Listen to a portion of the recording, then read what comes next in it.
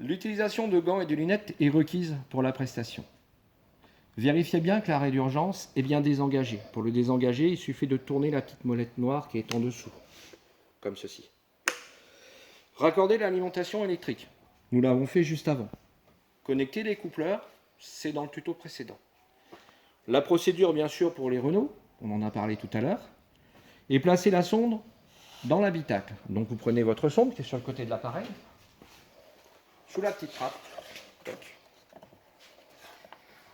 et vous la disposez au milieu de la voiture, de préférence. Si c'est sur le côté, c'est pas très grave. Au milieu de la voiture, de façon à bien mesurer la température de soufflage lorsqu'on ferons la prestation. Voilà, ça c'est fait.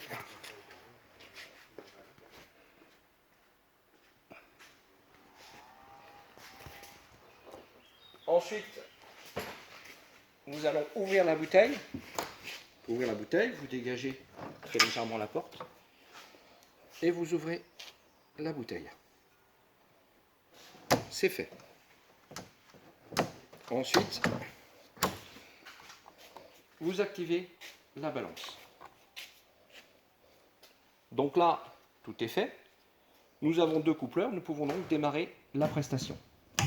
C'est parti. Le voyant attendre s'allume. C'est la phase d'initialisation de Duraclim. Vous aurez donc 2 possibilités. Soit il reste du gaz, soit il n'en reste pas. S'il n'en reste pas, nous allons faire un tirage au vide.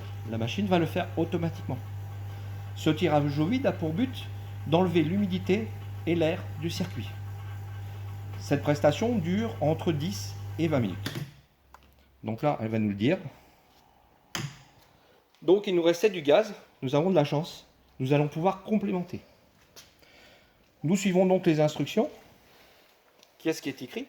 Démarrer le moteur, 1200 tours, ventilation au maximum, recyclage, climatisation au plus froid.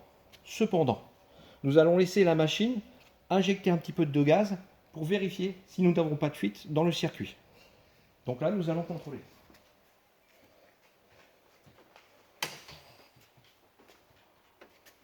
Apparemment, tout a l'air d'aller bien. Les pressions qui sont ici restent bien stables. Ça veut dire qu'a priori, c'est de l'ordre de la microfuite. Un petit rappel, Duracool est 2,7 fois plus volumineux que les autres gaz.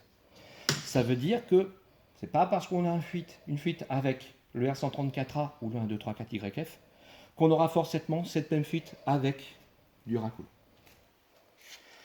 Nous pouvons donc démarrer le moteur. Climatisation au maximum, recyclage, climatisation au plus froid.